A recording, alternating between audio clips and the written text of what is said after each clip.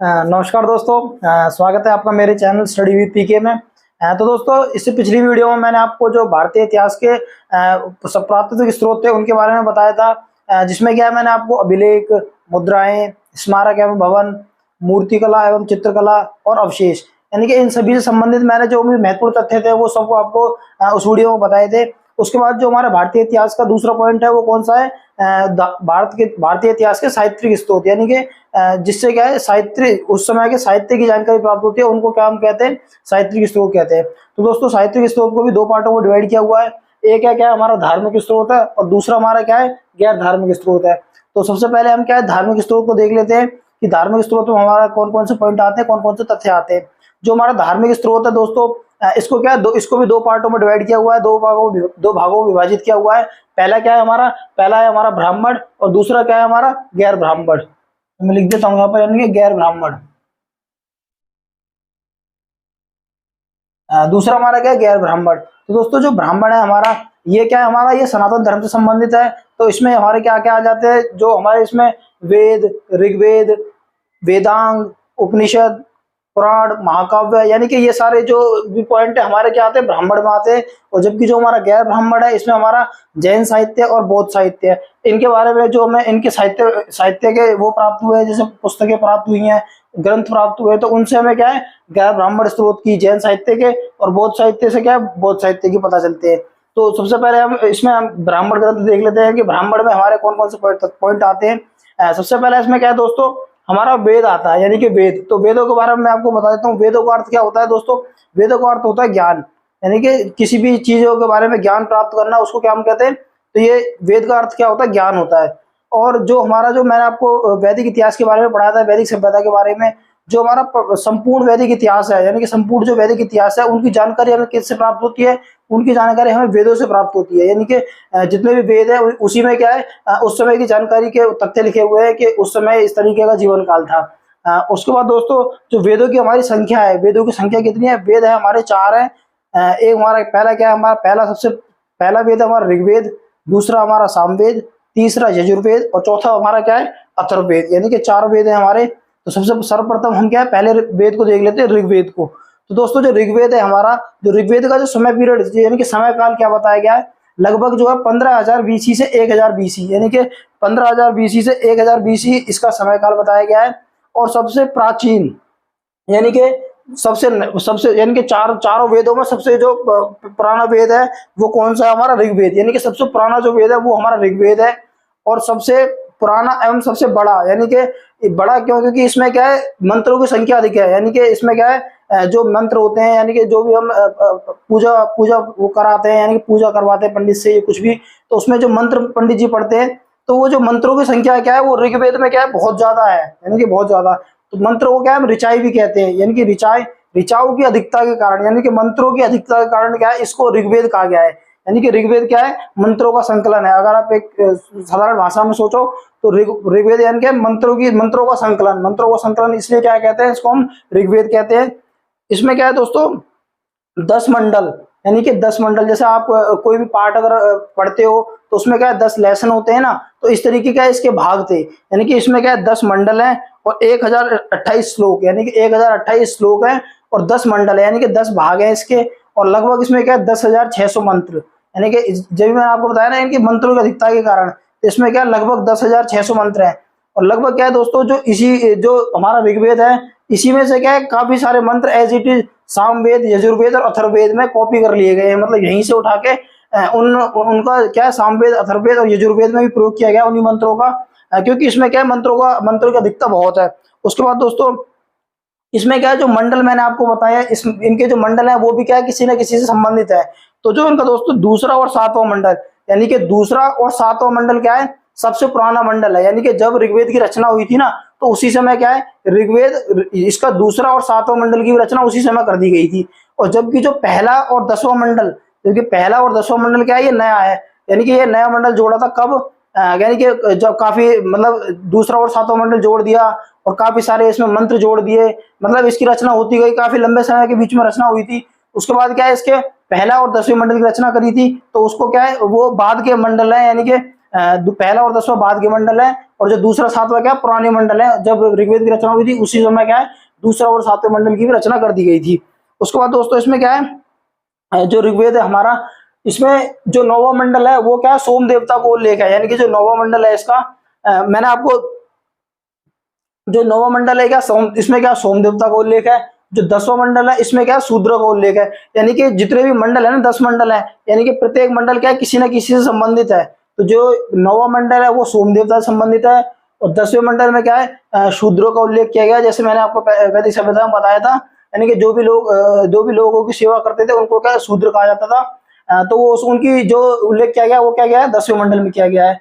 हाँ तो दोस्तों जो तीसरा मंडल है हमारा, इसमें मैंने आपको बता दिया इसमें क्या है इससे तीसरे मंडल से ऋग्वेद के क्या गायत्री मंत्र का निर्माण किया गया। यानी कि गायत्री मंत्र कहाँ से लिया गया है ऋग्वेद के तीसरे मंडल से।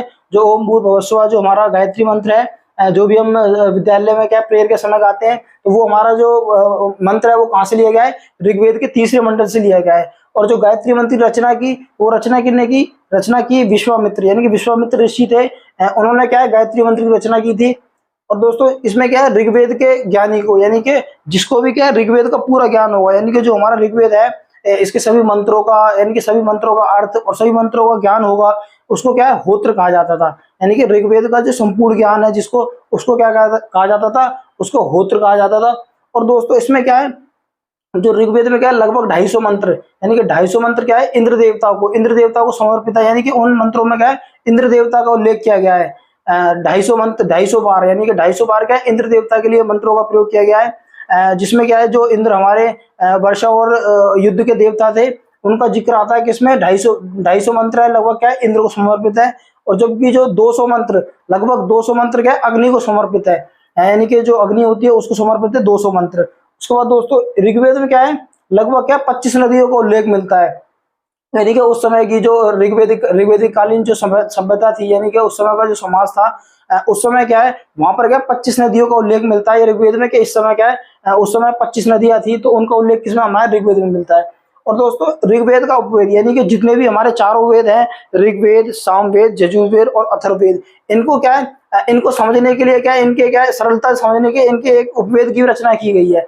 तो इनका जो उपवेद है, यानी कि ऋग्वेद का जो उपवेद है वो क्या है वो आयुर्वेद, यानी कि ऋग्वेद का जो उपवेद है उसका क्या है आयुर्वेद है। और जो आयुर्वेद के ज्ञाता, यानी कि जो आयुर्वेद के ज्ञाता होते हैं उन्हें क्या कहते हैं प्रजापति। तो मैंने दोस्तों आपको बताया जो जिनको क्या ऋग्वेद का ज्ञान है उनको क्या कहा जाता है होत्र कहा जाता है। और जबकि जो ऋग्वेद का उपवेद है आयुर्वेद, जो आयुर्वेद के जो ज्ञाता है उनको क्या कहा जाता है प्रजापति कहा जाता है। तो दोस्तों जो ऋग्वेद से संबंधित क्या ये सारी तथ्य हैं। उसके बाद दोस्तों हम जो हमारा अगला वेद है सामवेद, उसके बारे में देख लेते हैं कि सामवेद से संबंधित हमारे क्या क्या तथ्य हैं। अब हम देख लेते हैं जो हमारा सामवेद है, सामवेद के जो महत्वपूर्ण तथ्य कौन कौन से हैं उनके बारे में हम देख लेते हैं। दोस्तों जो इसका सामवेद का जो समय पीरियड है वो कितना है लगभग क्या है 1000 BC से 500 BC के लगभग क्या है इसका समय काल है सामवेद का। और साम का अर्थ, यानी कि साम का अर्थ क्या होता है संगीत, यानी कि जो भी हम संगीत सुनते हैं उसको क्या कहते हैं साम कहते हैं। और जो भी हमारा क्या दोस्तों भारतीय संगीत है, यानी कि जो भी हम भारतीय संगीत के जो भी हम गीत सुनते हैं उनका जो जन्मदाता किसे मानते हैं, यानी कि सामवेद, यानी कि जो भारतीय संगीत का जो जनक है वो क्या है वो सामवेद। यानी कि भारतीय जितना भी हमारा भारतीय संगीत की जो भी हमारे सुर है सा रे गा मा पा धा नी सा, यानी कि ये जो सुर है ये कहाँ से उठाए गए हैं ये हमारे सामवेद से उठाए गए हैं। यानी कि जो भारतीय संगीत का जनक किसे माना जाता है सामवेद से। ये एग्जाम में क्या सीधा सीधा क्वेश्चन पूछा जाता है कि भारतीय संगीत के जनक कौन सा वेद है, तो कहाँ से लिया गया है वो सामवेद से लिया गया है। और इसमें क्या है दोस्तों लगभग क्या है लगभग 1550 यानी कि 1549 लगभग 1550 के करीब इसमें मंत्र है।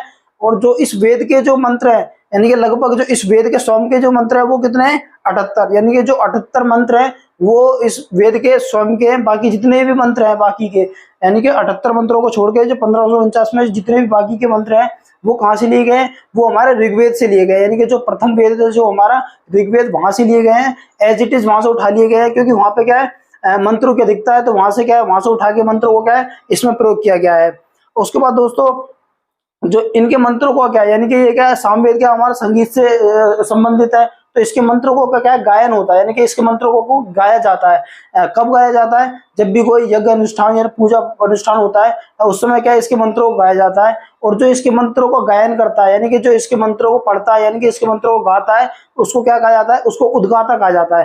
यानी कि जो भी सामवेद की जो भी मंत्र होंगे उनका जो उच्चारण करेगा उसको क्या कहते हैं, हम उसको कहते हैं उद्गाता, यानी कि उसको उद्गाता कहा जाता है। उसके बाद दोस्तों जो सामवेद का उपवेद, यानी कि मैंने आपको बताया था कि सभी वेदों को क्या है, उपवेद था अपना। जो हमारा सामवेद है इसका उपवेद क्या था हमारा, इसका उपवेद था गंधर्व वेद, यानी कि सामवेद का उपवेद गंधर्व वेद। और जो गंधर्व वेद के ज्ञाता थे उनको क्या कहा जाता था, गंधर्व वेद के जो ज्ञाता थे वो थे नारद, उनको क्या कहा जाता था, नारद। यानी कि जो सामवेद को, जिसको सामवेद का वो होगा, जो सामवेद के मंत्रों को गाएगा उसको क्या कहा जाता, उद्गाता। और जबकि जो इसका उपवेद है, उपवेद क्या है, गंधर्व वेद, गंधर्व वेद के जो ज्ञाता होंगे उनको क्या कहा जाता है, नारद, यानी कि गंधर्व वेद के जो ज्ञाता है उनको नारद कहा जाता है।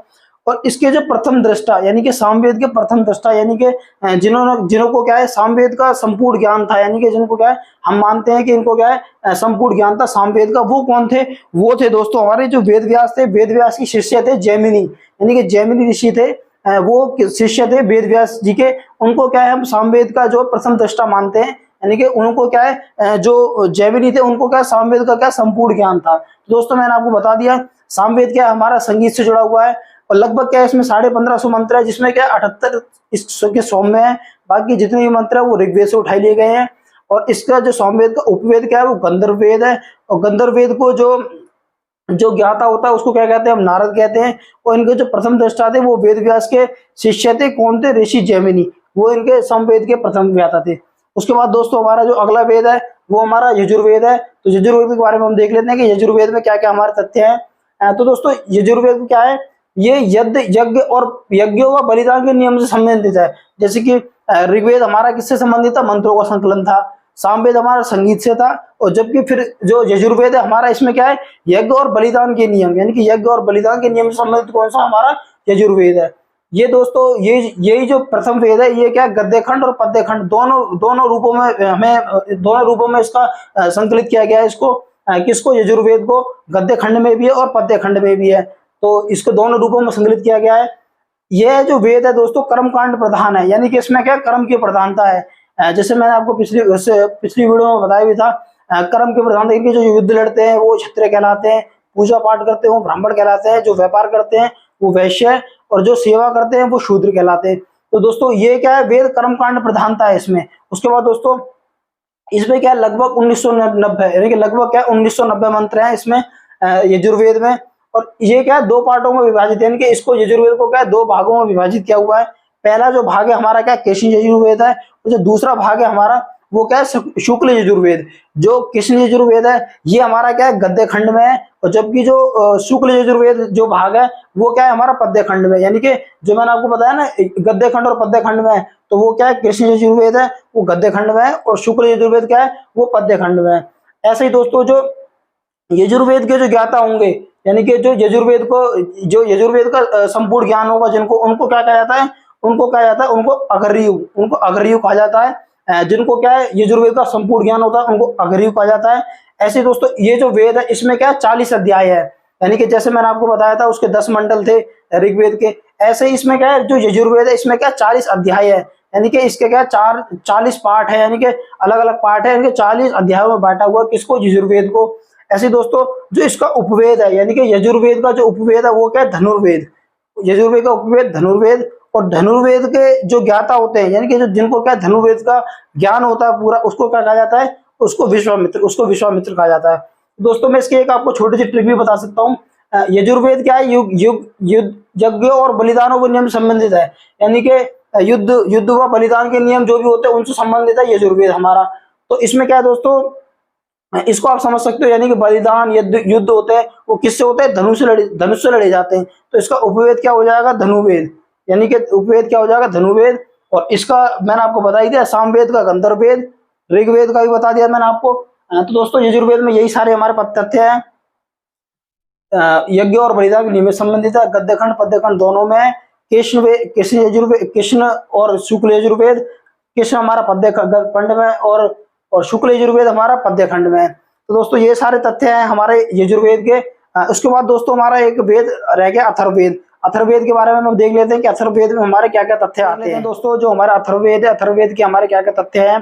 तो दोस्तों जो अथर्ववेद है हमारा ये क्या है, सबसे बाद का वेद है, यानी कि ऋग्वेद, सामवेद, यजुर्वेद, इन सब वेदों की रचना होने के काफी समय बाद क्या है, जो हमारे अथर्ववेद की रचना की गई थी। तो सबसे बाद का और सबसे नया वेद कौन सा है हमारा, वो अथर्ववेद है।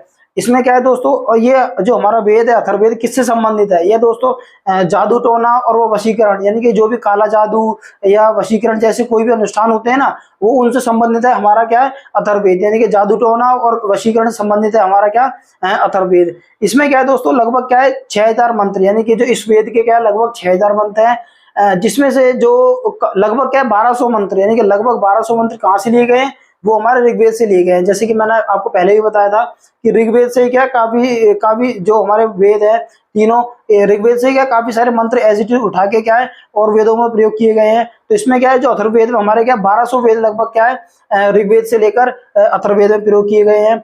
और दोस्तों इसमें क्या है जो सबसे बाद का नया वेद है लगभग, और ये इससे क्या दोस्तों ब्रह्म विद्या से संबंधित, यानी कि ये जो वेद है हमारा क्या ब्रह्म विद्या से संबंधित है। ब्रह्म विद्या से संबंधित होने के कारण इसको क्या है हम ब्रह्मवेद भी कहते हैं, यानी कि क्या है ब्रह्मवेद भी कहते हैं इसको, क्योंकि ये ब्रह्म विद्या से संबंधित है।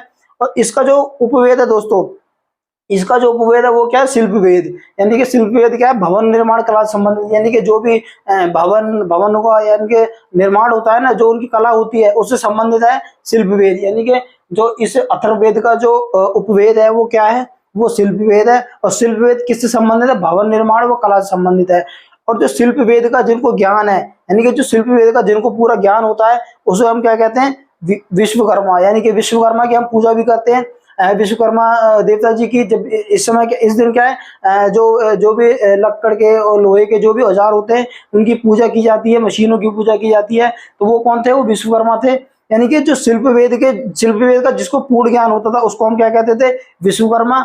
और जिसको क्या अथर्ववेद, यानी कि अथर्ववेद को जिसका पूरा ज्ञान है, यानी कि इसके जो प्रथम दृष्टा थे उसको उनको कौन थे, वो अथर्वा ऋषि थे। यानी कि अथर्वा जो ऋषि थे उनको क्या अथर्ववेद का क्या है पूर्ण ज्ञान था। यानी कि इन्हीं के नाम पे क्या है अथर्ववेद जो रखा गया है, अथर्वा ऋषि के नाम पे क्या है अथर्ववेद नाम रखा गया है इस वेद का।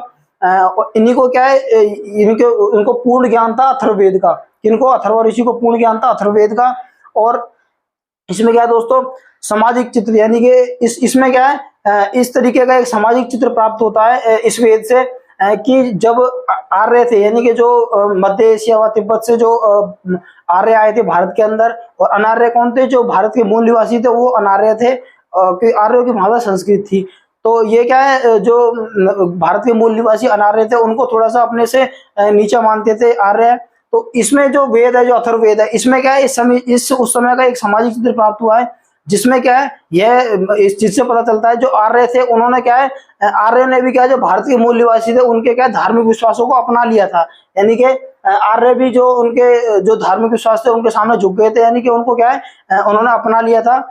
ऐसा एक चित्र प्राप्त हुआ है अथर्ववेद में ही उसका जिक्र आता है, जिसमें आर्यों ने क्या है धार्मिक विश्वास को अपनाया था, जो भारत के मूल निवासी थे जिन्हें उस समय में अनार्य कहा जाता था। तो दोस्तों यही सारे मुख्य पॉइंट हैं इसमें। सबसे बाद का नया वेद है और कुल मंत्र 6000 है, जिसमें से 1200 मंत्र ऋग्वेद से लिए गए हैं। इसके जो प्रथम दृष्टा थे जिनको पूर्ण ज्ञान था वो अथर्वा ऋषि थे। और इसका जो उपवेद है वो शिल्प वेद है, जो भवन के निर्माण के साथ संबंधित है। और शिल्प वेद का जिनको पूर्ण ज्ञान होता है उनको क्या कहते हैं, विश्वकर्मा कहते हैं दोस्तों। तो दोस्तों मैंने आपको जो हमारे वेद थे, वेदों में हमारे 4 वेद थे, ऋग्वेद, सामवेद, यजुर्वेद और अथर्ववेद। इन चारों के बारे में मैंने आपको महत्वपूर्ण तथ्य बता दिए हैं। तो दोस्तों मेरे इस चैनल को सब्सक्राइब जरूर करना दोस्तों। मिलते हैं नेक्स्ट वीडियो में। नेक्स्ट वीडियो में हम वेदों के बाद में हम वेदांग के बारे में पढ़ेंगे, पुराण, उपनिषद, महाकाव्य, ऐसे ही हम सबों के बारे में तथ्यों में पढ़ेंगे। तो दोस्तों चैनल को सब्सक्राइब करना जरूर, और मिलते हैं नेक्स्ट वीडियो में। तब तक के जय हिंद, जय भारत दोस्तों।